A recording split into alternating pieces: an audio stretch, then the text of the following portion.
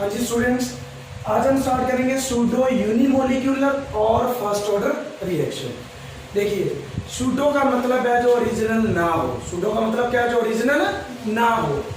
First order की reaction originally वो नहीं होती, बट हम अगर उसके ऊपर कुछ कंडीशन अप्लाई कर दे तो वो किसकी तरह दिखती है हमें, या किसकी तरह अपीयर होती है?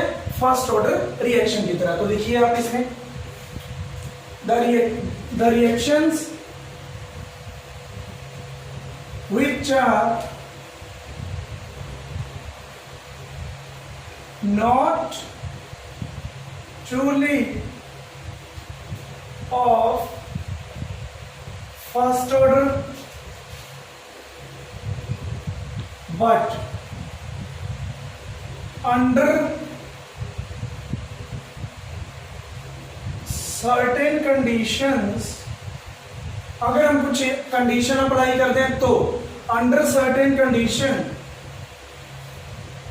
They follow first order kinetics. First order kinetics. 2 example है हमारे सिलेबस में इसके। एग्जांपल फर्स्ट है hydrolysis of ethyl acetate. Hydrolysis of ethyl acetate. Acetate क्या होता है? CH3COO। इथाइल क्या होता है? C2H5 plus H2O। इसकी हाइड्रोलिसिस आपने करनी है एसिड की प्रेजेंस में। एरो के ऊपर H पॉजिटिव लिखा हुआ है, इसका मतलब क्या है? एसिड है। किस फॉर्म में? कैटालिस्ट की फॉर्म में। ये एसिड है किसकी फॉर्म में? कैटालिस्ट की फॉर्म में, क्योंकि H पॉजिटिव कौन देते हैं वाटर के अंदर? एसिड। क्या होगा? ध्यान दीजिए, ये ब्रेक होगा किसके अंदर? Acetate ion and C2H5 positive ion. ये ब्रेक होगा H positive and OH negative. ये इसके साथ मिलेगा और ये इसके साथ, मतलब एक तो बनेगा एसिटिक एसिड और एक इथाइल अल्कोहल। तो 2 प्रोडक्ट बने हमारे, acetic acid plus C2H5OH ethyl alcohol.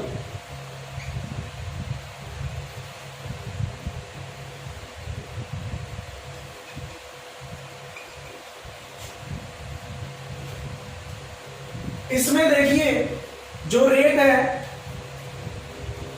Rate of reaction, वो होगी के कंसंट्रेशन पावर ऑफ H2O 1 और CH3COO C2H5 इथाइल एसीटेट की कंसंट्रेशन।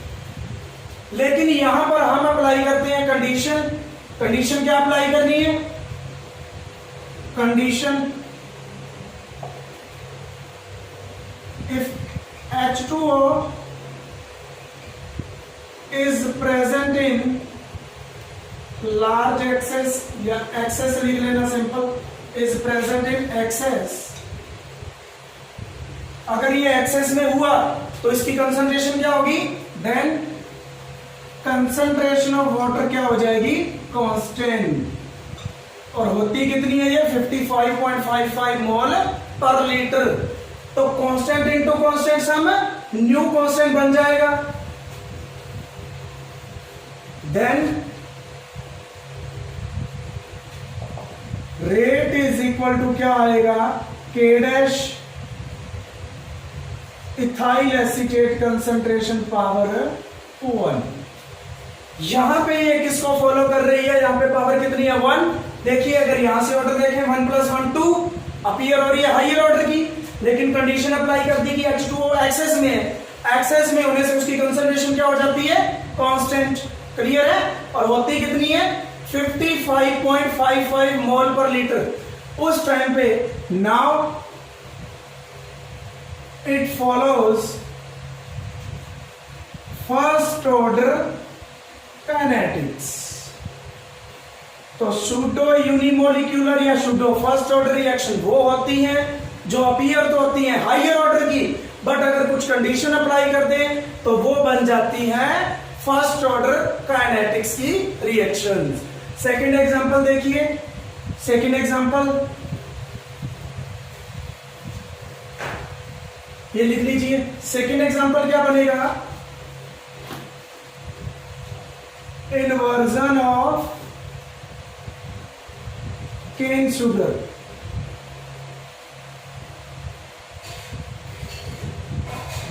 क्या होता है ये, C12H22O11।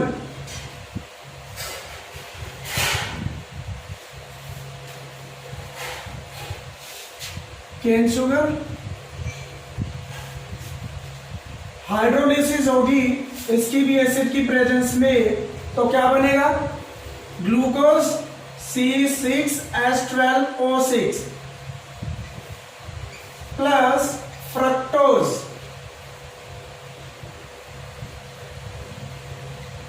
ध्यान दीजिए, प्लेन पोलराइज्ड लाइट को, प्लेन पोलराइज्ड लाइट क्या होती है, जो ऑर्डिनरी लाइट होती है, ऑर्डिनरी सिंपल लाइट, उसकी वाइब्रेशन होती है हर एक डायरेक्शन में। क्या मैं समझा रहा हूं, एक बार समझ लेना। ऑर्डिनरी लाइट की जो वाइब्रेशंस होती हैं वो हर एक डायरेक्शन में होती है इस तरीके से।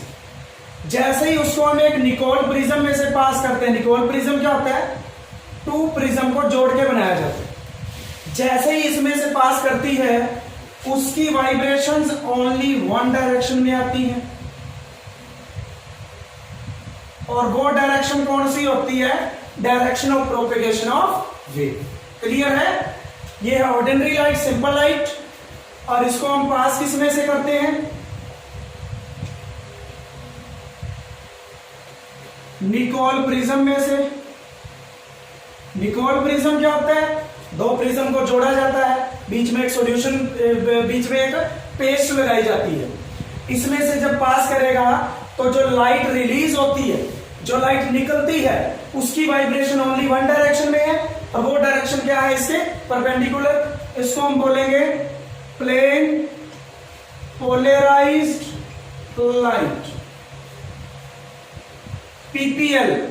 ओके, अब इस प्लेन पोलराइज्ड लाइट के रास्ते में अगर हम क्या करते हैं, कोई सॉल्यूशन रख देते हैं, तो वो इस प्लेन पोलराइज्ड लाइट को लेफ्ट में भी रोटेट कर सकता है और राइट में भी। अगर उसने क्या कर दिया, ऐसे रोटेट कर दिया राइट में, इस सॉल्यूशन ने जो इसके अंदर फिल कर रखा है, तो उस सॉल्यूशन का नाम क्या बन जाता है, डेक्स्ट्रो रोटेटरी। और वो कौन है, ग्लूकोज। Dextro rotatory. और अगर इस सॉल्यूशन ने प्लेन पोलराइज्ड लाइट को लेफ्ट में रोटेट कर दिया इस तरीके से, ऐसे कर दिया, तो वो बन जाता है लीवो रोटेटरी। और वो कौन होता है, फ्रक्टोज।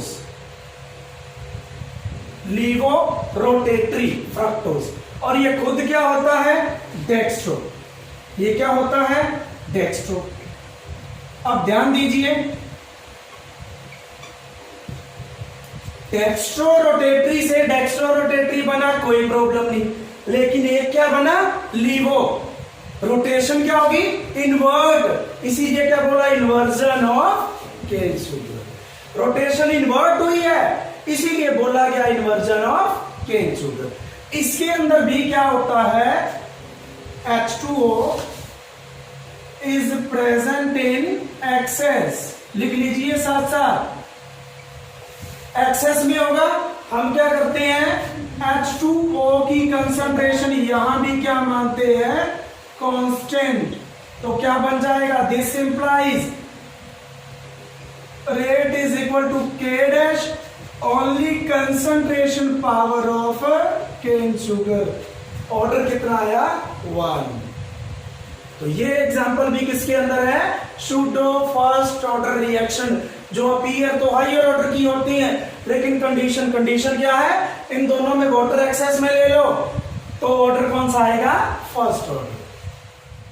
देखो अब इनको डिटेल में पढ़ते हैं। हाइड्रोलिसिस ऑफ इथाइल एसीटेट क्या था, CH3COO C2H5 plus H2O in the presence of an acid. Acid किसकी फॉर्म में है? कैटालिस्ट की फॉर्म में। क्या प्रोड्यूस हुआ था? Acetic acid plus ethyl alcohol C2H5OH।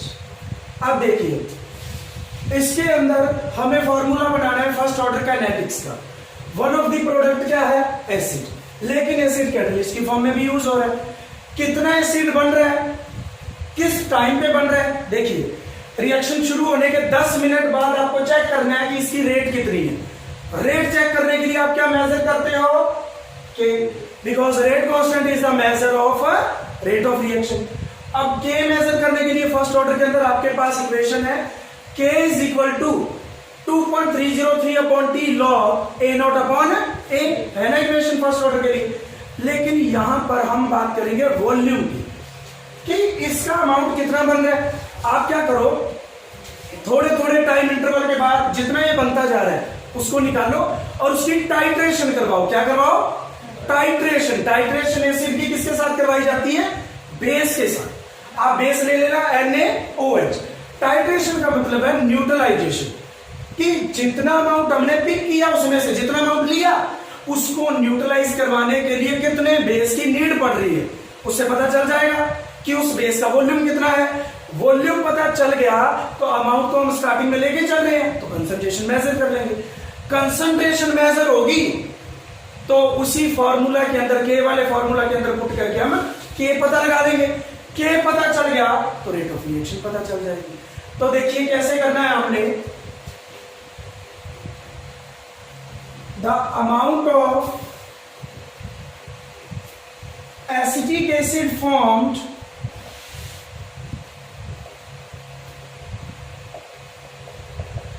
is titrated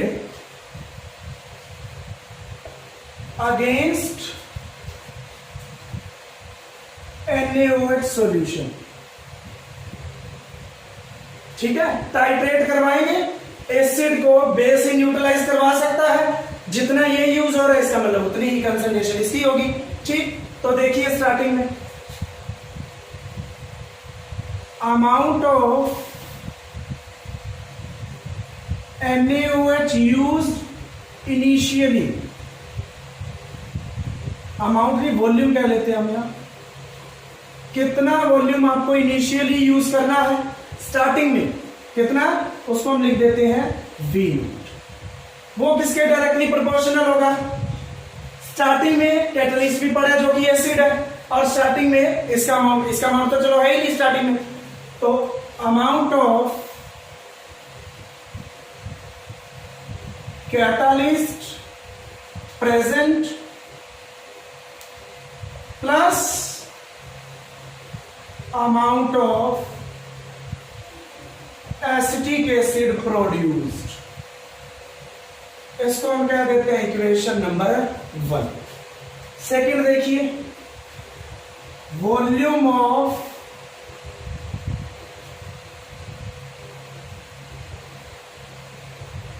NaOH used after time T, कितना यूज हुआ? Vt। वो किसके डायरेक्टली प्रोपोर्शनल होगा? Amount of catalyst present plus amount of acetic acid produce.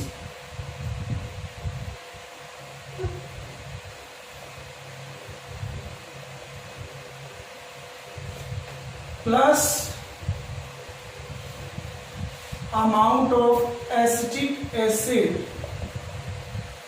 Produced after time T। इसको हम कह देते हैं equation number 2।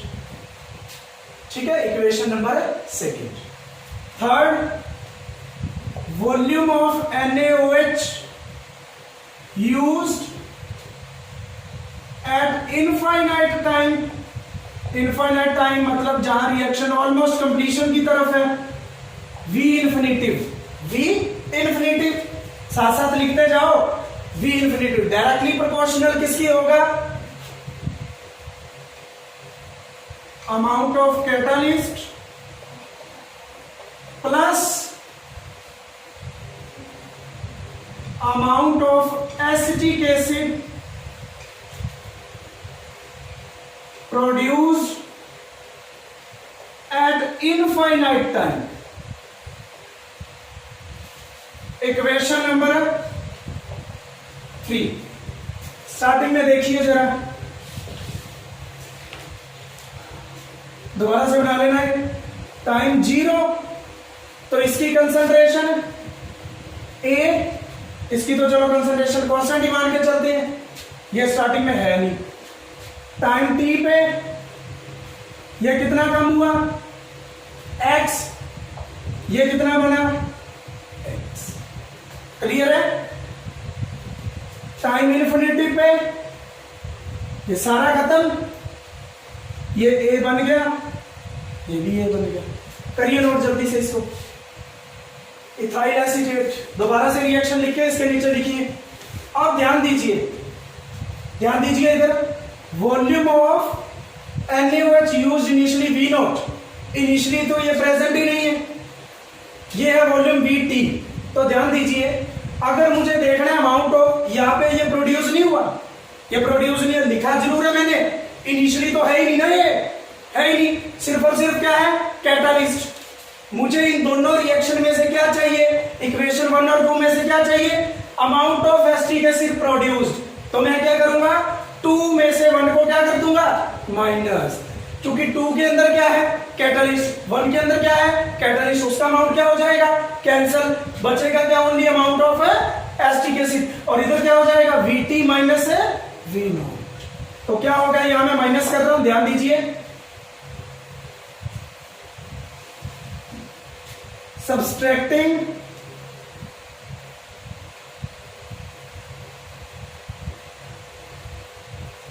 Equation 2, equation 1 from equation 2,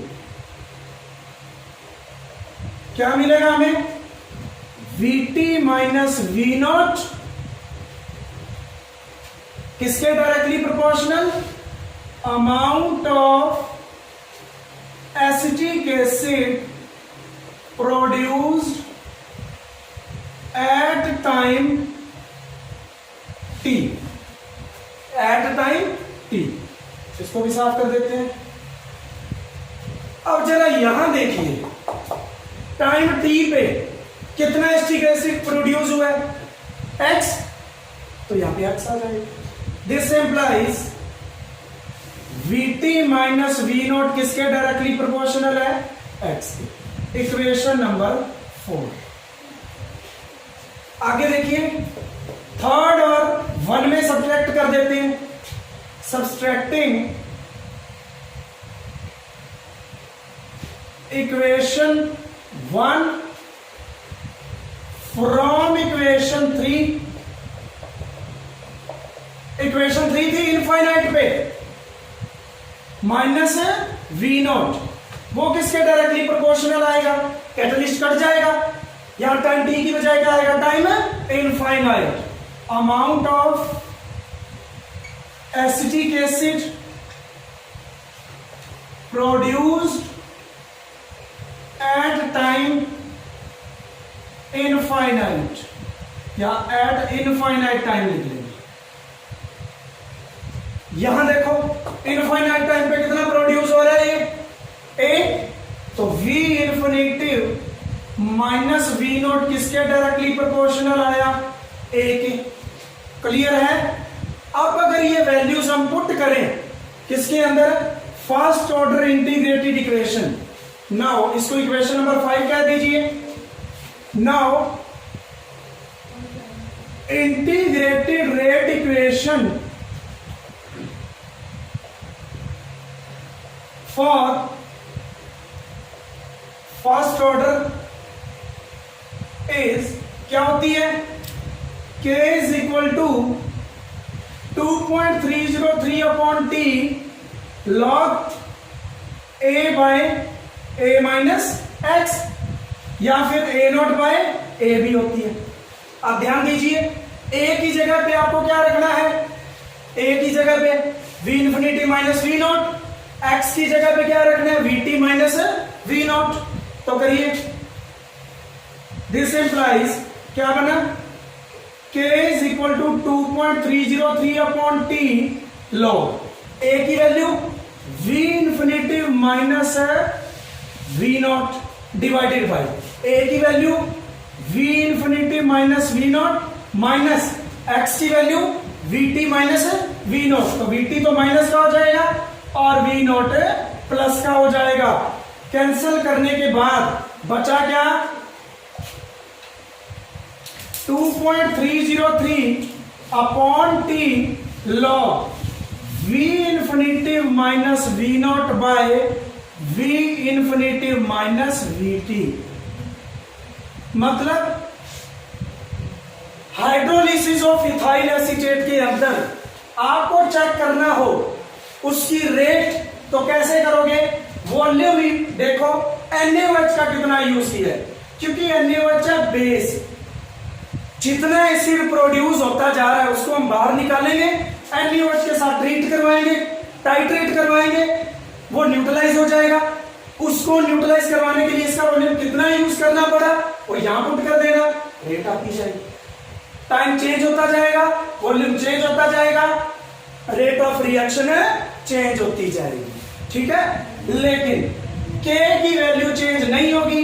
अगर आपको एक न्यूमेरिकल दिया हो जिसके अंदर आपको डाटा ये भी दिया हो, Vt भी दिया हो, V इंफिनिटी भी दिया हो, तो फॉर्मूला ये लगाओगे, सारी वैल्यूज पुट करने के बाद टाइम चेंज करते जाना।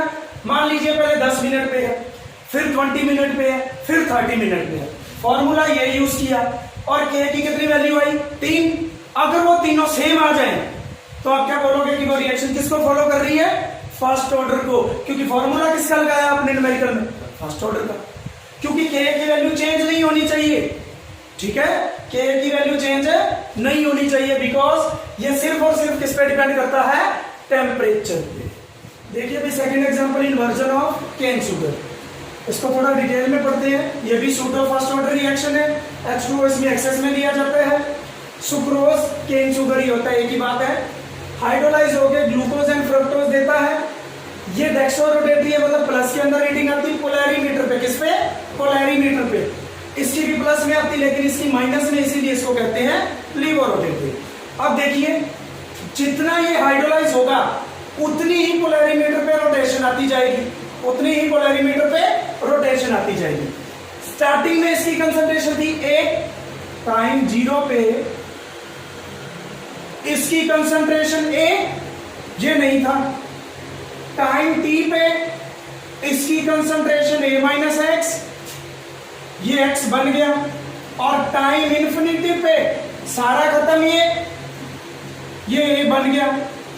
अब रोटेशन देखिए, रोटेशन स्टार्टिंग में पोलैरीमीटर की रीडिंग थी R0, जब ये हाइड्रोलाइज नहीं हुआ पोलैरीमीटर पे टाइम T पे जो रोटेशन आई उसको हम कह देते हैं RT, और इनफाइनाइट टाइम के बाद जो रोटेशन आती है उसको हम कहते हैं R इनफाइनाइट। क्लियर है, हाँ जी, इसके ऊपर लिख लेना, आप इसके ऊपर लिख लेना साथ में कॉपी पे, रोटेशन, एंगल ऑफ रोटेशन क्या लिखोगे, एंगल ऑफ रोटेशन, किसमें, पोलैरीमीटर में कितनी रीडिंग शो हुई है। अब ध्यान दीजिए यहां पे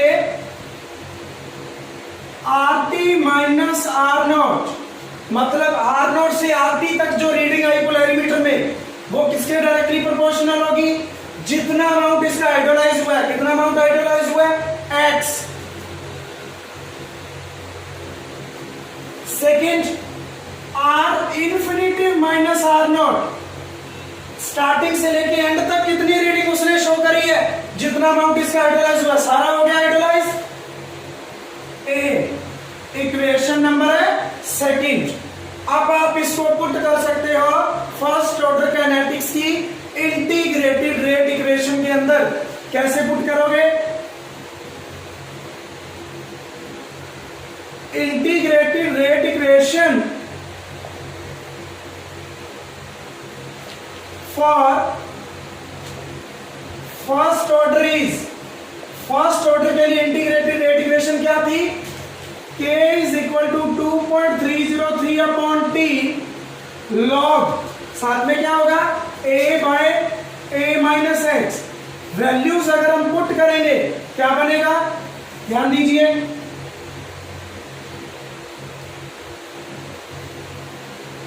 ए की जगह हम क्या पुट कर रहे हैं, ए की जगह R infinity minus R nought divided by x की जगह हम क्या पुट कर रहे हैं, R T minus R nought, A भी था नीचे, minus R T plus R nought से आर नॉट कैंसल, बचा क्या,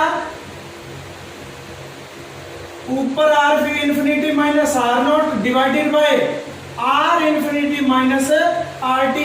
अब कुछ बुक्स के अंदर आपका फॉर्मूला क्या दे रखा है, R not minus R infinity by R T minus R infinity, ऊपर भी माइनस कॉमन नीचे भी माइनस कॉमन, कैंसिल हो जाएगा, यही बनेगा। तो ध्यान दीजिए, अगर आपको स्टार्टिंग की रीडिंग पता है न्यूमेरिकल के अंदर, इन्फिनिटी पे रीडिंग पता है, टाइम टी पे पता है, और यहाँ टाइम इंटरवल पता है, पुट करते जाना। और अगर मान लो 3 इंटरवल है, 10 मिनट, 20 मिनट, 30 मिनट, 3 इंटरवल पे आपने के की वैल्यू फाइंड आउट करी है, और अगर वो तीनों कांस्टेंट आ जाती है, सेम आ जाती है, फॉर एग्जांपल ऐसे आ जाए 2.435 K1, K2 आ जाए 2.420 और K3 आ जाए 2.469, तो ये ऑलमोस्ट हम क्या मान के चलते हैं, सेम। और हम क्या बोल देंगे, किसने किसको फॉलो किया है, फर्स्ट ऑर्डर काइनेटिक्स को।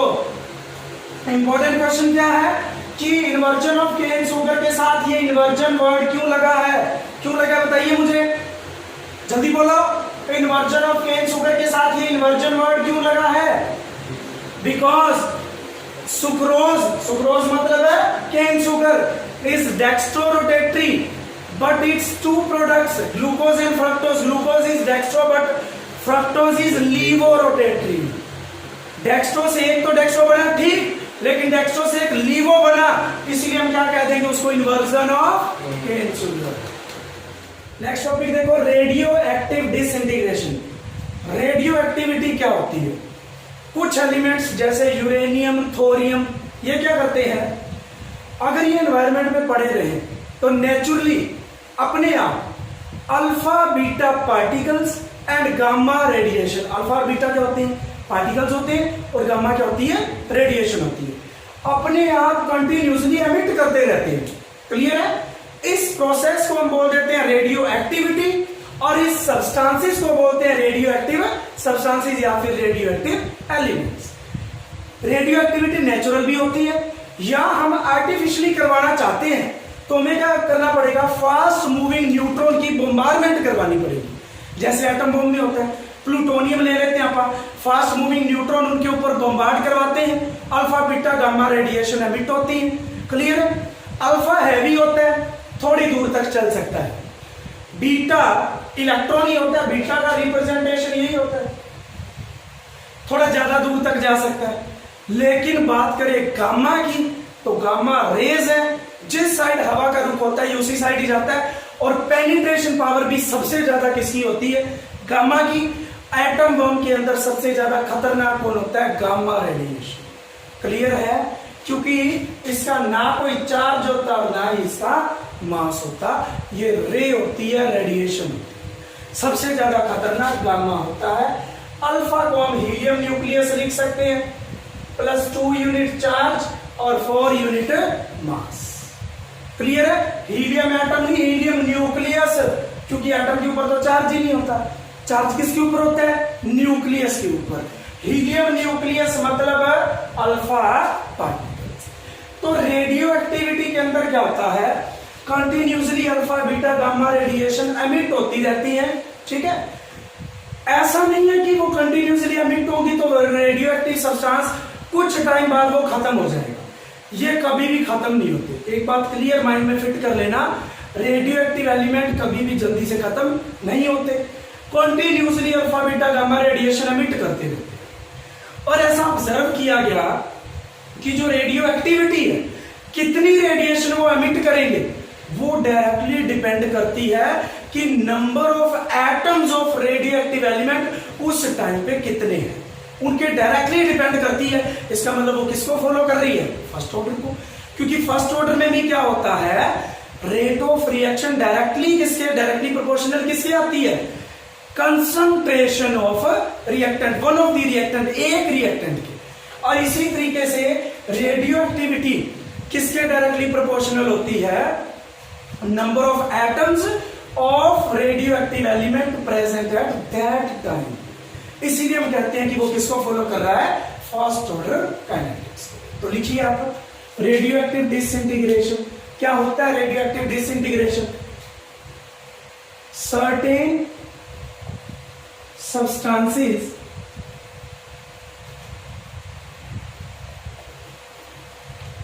continuously emit alpha beta particles and gamma radiations. This process is called radio activity. Natural भी होती है और आर्टिफिशियल भी होती है, इतना आपने नहीं लिखना। The rate of radio activity, example लिख लेना, रेडियो एक्टिविटी क्या होता है, किसके एग्जाम्पल है, यूरेनियम एंड थोरियम, और भी होते हैं uranium and thorium. Rate of radio activity directly depends on number of atoms of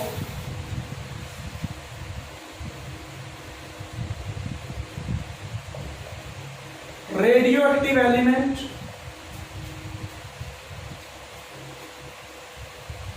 present at that time।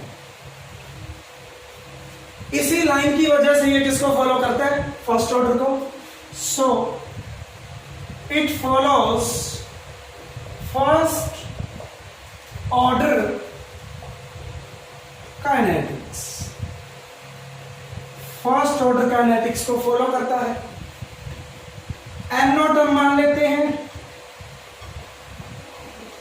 number of atoms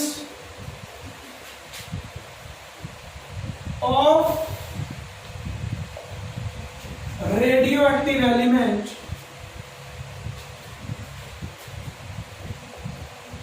present initially, n मान लेते हैं, number of atoms of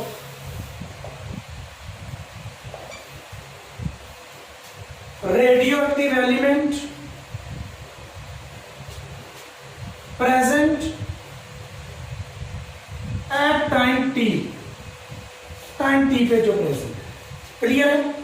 तो जो first order integrated rate equation है वो क्या बन जाएगी, नाउ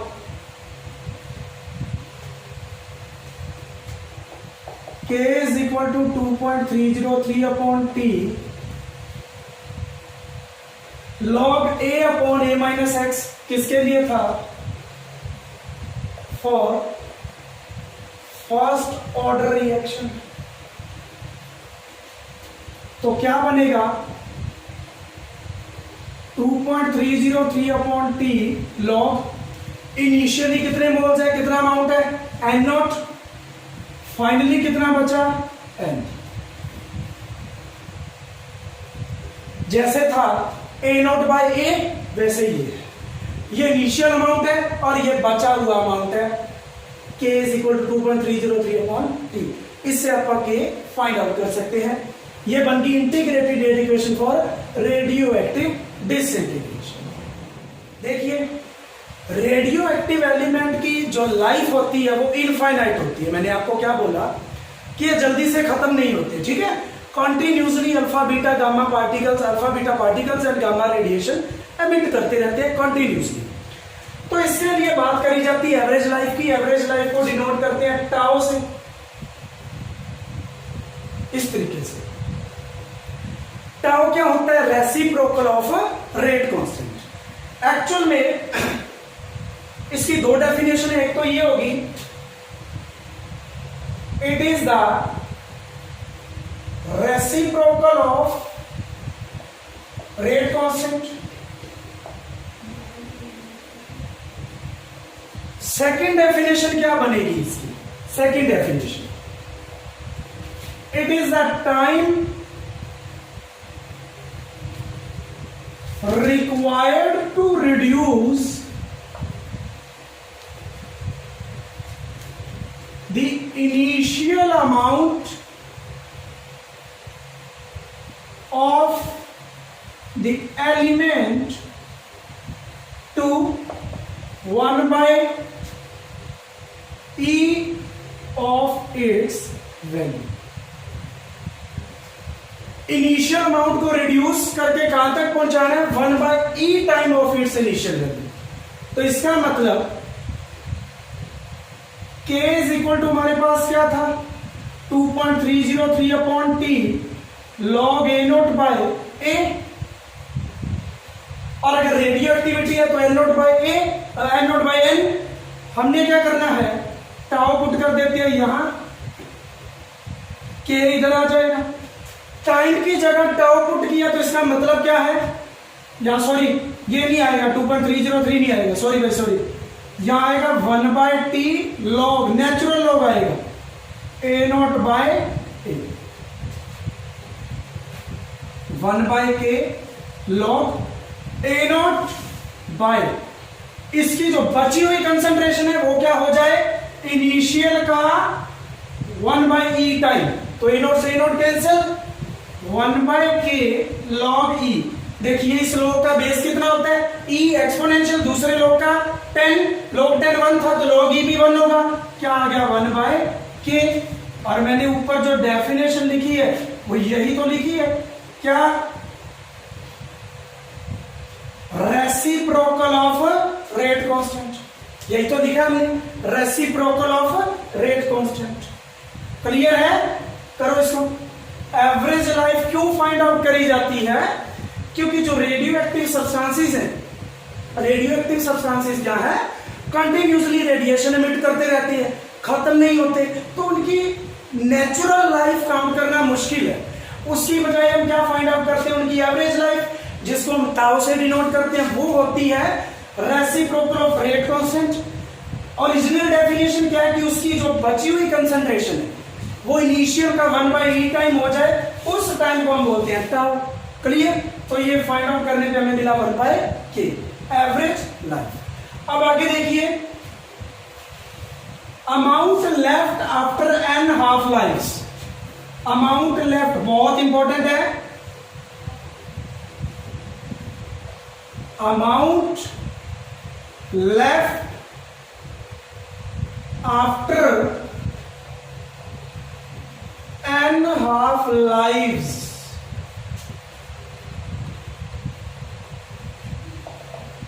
मान लीजिए आपको टी हाफ दे रखा है 40 मिनट, किसी रिएक्शन का हाफ लाइफ टाइम कितना दे रखा है? 40 मिनट, और आपके पास टोटल टाइम दे रखा है 160 मिनट। तो नंबर ऑफ हाफ लाइव्स कितनी बनेंगी?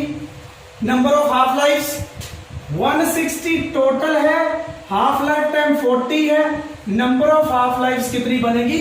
4। उस केस में जनरल फॉर्मूला जो है अमाउंट लेफ्ट, वो कहे कि किसी रिएक्शन का हाफ लाइफ टाइम 40 मिनट है, टाइम इंटरवल 160 के बाद बताओ कि कितना अमाउंट रिएक्टेंट का बच गया। उसके लिए फॉर्मूला अमाउंट लेफ्ट आफ्टर तो उसका डायरेक्ट फॉर्मूला होता है a0 बाय 2 की पावर n। इनिशियल जितना भी है डिवाइड कर देना 2 की पावर n। n क्या है? n क्या है? Number of half life. Number of half life 4 है, या 2 की पावर 4 मतलब a0 बाय 16 अमाउंट बच जाएगा। तो आपको ये फॉर्मूला करना है, जनरल फॉर्मूला करना है। ये मैंने एग्जांपल के थ्रू समझाया है आपको। ऐसे ही आपको बहुत सारे फर्स्ट ऑर्डर के क्वेश्चन दे रखे होंगे। अब हम एटलीस्ट 3 या 4 फर्स्ट ऑर्डर के न्यूमेरिकल करते हैं, जिसके अंदर हाफ लाइफ टाइम कैलकुलेट करना आ सकता है, amount left after and half life आ सकता है, क्लियर है? हो सकता है रेट कांस्टेंट कैलकुलेट करना है। तो भाई न्यूमेरिकल से पहले एक रिलेशन और देखिए, एवरेज लाइफ और हाफ लाइफ की। एवरेज लाइफ जो थी टाउ, वो क्या आई थी? 1/k, ये थी एवरेज लाइफ। और जो हाफ लाइफ होता है फर्स्ट ऑर्डर के लिए, टी हाफ 0.693 अपॉन के। तो यहां से देखिए क्या रिलेशन आया, k इज इक्वल टू क्या बना? 0.693 अपॉन टी हाफ। ये यहां पुट करते हैं। This implies tau is equal to, यहां पुट करेंगे क्या बना? T half by 0.693। उल्टा हो जाएगा ना, 1/k है, अपोजिट हो जाएगा। इसको सॉल्व करने पे मिलेगा 1.44 of T half. Average life क्या होती है? 1.44 ऑफ टी हाफ। ये पता होना चाहिए आपको, इसके बेस पे भी हम न्यूमेरिकल देखेंगे। तो ये रिलेशन भी आपको पता होनी चाहिए, किसके लिए? फर्स्ट ऑर्डर के लिए। देखिए अभी first numerical, show that in case of A first order reaction the time required for 99.9% of the reaction to take place is about 10 times than that required for half of the reaction। कि आप half reaction कर रहे हो उसका time, 99.9% reaction कर रहे हो उसका टाइम, 99% वाला हाफ का कितना है? 10 टाइम्स है। देखिए फर्स्ट ऑर्डर के लिए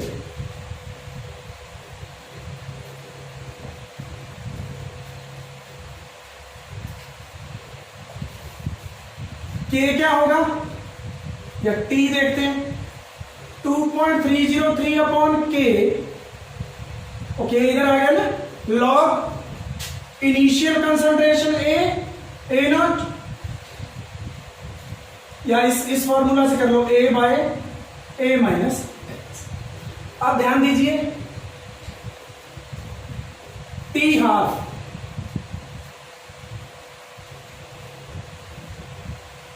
टी हाफ के टाइम अगर इनिशियल ए है तो बचा कितना? A/2। यही होता है ना, यस और नो? इनिशियल ए था तो बचा कितना? A/2। क्या बना? 2.303 अपॉन के, ए से कैंसर, 2 ऊपर log। अब आप log 2 की वैल्यू पुट कर सकते हो 0.3010, उसको सॉल्व करोगे 0.693 अपॉन के आ जाएगा। लेकिन आपको डिवाइड करना है तो आप एक बार इतना ही रहने दो, इसको कह दो इक्वेशन नंबर 1। आगे देखिए T9, इसको T50% भी कह सकते हो, हाफ है ना 50%। T99.9%। अगर आपने इनिशियल ए माना है, अगर आपने इनिशियल ए माना है मतलब आपने फ्रैक्शन 1 माना है, इसका मैं फ्रैक्शन बनाऊं तो कितना बनेगा फ्रैक्शन? Divide by 100। ये पॉइंट हटाओगे 0.999, मतलब इतना खत्म हो गया। टोटल फ्रैक्शन कितना होता है? 1 में से खत्म हो गया, हो चुकी है रिएक्शन। बचा कितना? 0.001। तो इनिशियल अगर ये लिया तो बचा कितना? 0.001 ए भी आएगा यहां, तो ए से ए कैंसिल। भाई यहां पे बची हुई कंसंट्रेशन लिखनी है। 50% था तो A/2 बचा, 99.9% पूरा हो गया, उसका फ्रैक्शन ये बना। टोटल फ्रैक्शन 1 होता है, बचा ये, बचा हुआ लिखना है। ए से ए कैंसिल, क्या बना? पॉइंट हटाओगे ऊपर कितना आएगा? 1000, 10 की पावर log के साथ कोई क्वांटिटी उसकी पावर कहां जाती है, आगे 3 मल्टीप्लाई में आ जाएगा। log 10 कितना होता है 1, तो 3 मल्टीप्लाई में आ जाएगा। Equation number 2। अब आपको रिलेशन फाइंड आउट करना है तो आप क्या कर दीजिए, डिवाइड। क्या करोगे, T 99.9% को T 50% से डिवाइड कर दो, ये कैंसल, ऊपर क्या बचा 3, नीचे क्या बचा log 2। log 2 कितना होता है 0.3010, यही होता है ना। ये पॉइंट हटाओगे कितना आएगा 1 2 3 4 जीरोस आ जाएगी।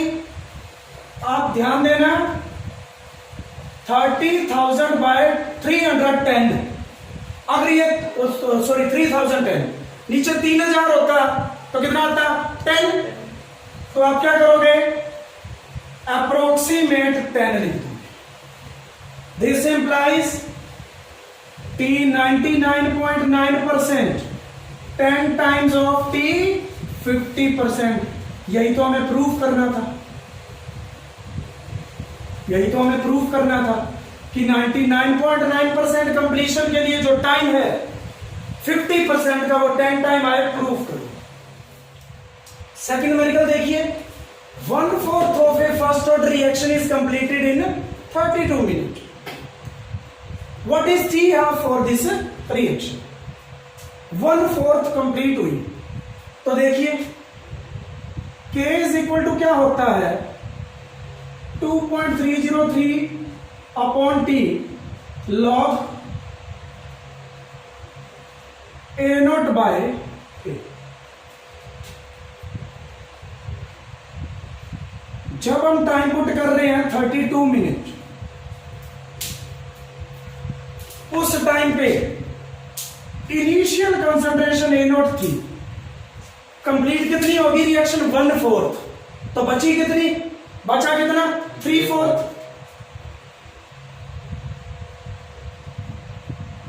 तो ये आ जाएगा 2.303 अपॉन 32, A0 से A0 कैंसिल, 4/3। अब आपको मान लीजिए इसकी वैल्यू डायरेक्ट नहीं पता, तो आप क्या करोगे log m minus log n का फॉर्मूला लगाइए। log m कितना होता है यहां पे, log 4 की वैल्यू 0.6020, log 3 की 0.477। ठीक, माइनस कर देना, मल्टीप्लाई कर लेना, यूनिट्स क्या आएंगे, K है सेकंड इनवर्स, क्यों, क्योंकि फर्स्ट ऑर्डर की रिएक्शन है। आपने फाइंड आउट क्या करना है T हाफ, फर्स्ट ऑर्डर के लिए उसका फॉर्मूला क्या होता है 0.693 अपॉन K की वैल्यू पुट करना, यूनिट्स आएंगे सेकंड। समझ आ रहा है या नहीं आ रहा, माइनस कर लोगे इसमें से, माइनस करके इससे मल्टीप्लाई कर देना, डिवाइड कर देना, जो वैल्यू आई उसको यहां पुट कर देना, आपकी वैल्यू आ जाएगी T हाफ। थर्ड क्वेश्चन देखिए, T हाफ दे रखा है 40 मिनट, फर्स्ट ऑर्डर रिएक्शन है। व्हाट इज द अमाउंट और percentage left after 240 minute, 240 minute के बाद कितना अमाउंट बचेगा। तो इनिशियल अमाउंट आप कितना लेके चलोगे, इनिशियल अमाउंट कितना मान के चलोगे A0, कंसंट्रेशन में मान के चलो, कंसीडर करके चलो A0। T हाफ आपको गिवन है 40 मिनट, टाइम इंटरवल है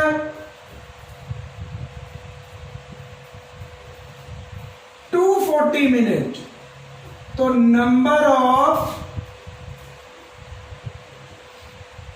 हाफ लाइफ कितनी आई 240/640 कितनी आई 6, एन की वैल्यू 6। अमाउंट लेफ्ट, उसका फॉर्मूला क्या था A0 कंसंट्रेशन बाय 2 की पावर n, A0 बाय 2 की पावर n कितना होगा वो 2 की पावर 6। कितना होता है 2 की power 6? 1/64 time of A not. अब ये आप पे डिपेंड कर रहा है कि आप इनिशियल अमाउंट ए नॉट ले रहे हो या 1 लेके चल रहे हो। क्लियर है? अगर आप 1 लेके चल रहे हो तो फ्रैक्शन कितना बनेगा? 1/64। परसेंटेज लेफ्ट कितनी बन जाएगी? 1/64 इंटू 100। क्लियर है? यस और नो? इनिशियल ए नोट लिया, ए नोट बाय 64 बचा, मतलब 1/64 टाइम ऑफ ए नोट बचा, बाकी सारा यूट खत्म हो चुका है। परसेंटेज निकालनी है, 100 से मल्टीप्लाई कर दो। देखिए next numerical, after 24 hours only 0.125 gram out of initial quantity of 1 gram of a radioactive isotope remains behind. What is its half-life period? Initial quantity कितनी है? 1 ग्राम।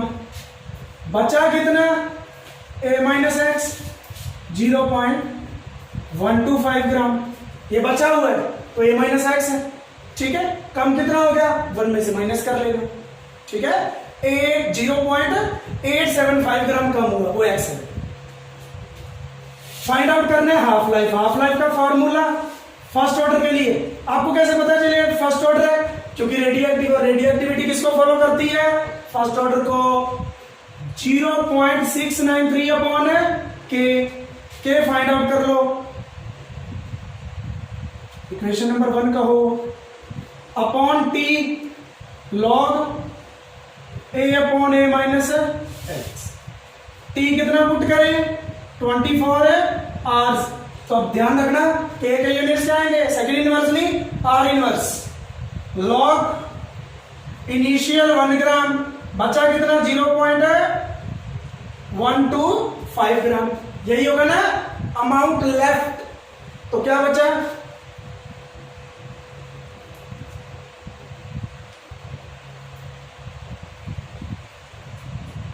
लॉग पॉइंट हटाओ 1000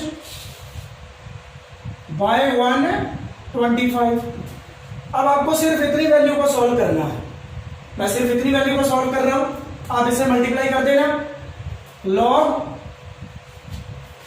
m by n, log m 1000, मैं 1000 को लिख रहा हूं 10 की power 3 minus log n, क्या बना? पावर आगे 3 log 10 माइनस, इसको क्या लिख सकते हैं? log 125 को 5 का क्यूब लिख सकते हैं ना। पावर आगे 3 log 5, 3 log 5 और log 5 की वैल्यू 0.6990। इसकी मल्टीप्लाई कर देना। log 10 कितना होता है? 1, 3 में से माइनस कर देना। समझ रहे हो? मल्टीप्लाई करके 3 में से माइनस कर देना। वो वैल्यू कहां पुट करना? यहां किसकी वैल्यू आ जाएगी? के की। वो वैल्यू कहां पुट करोगे? किसकी वैल्यू आ जाएगी? हाफ लाइफ की। यूनिट्स क्या आएंगे? आर। वो स्पेशल बोले मिनट में क्या कैलकुलेट करो? 60 से मल्टीप्लाई कर देना। क्लियर है? वो और कहे कि सेकंड में फाइंड आउट करो, 60 से और मल्टीप्लाई कर देना। तो इस तरीके से करना है आपको ये।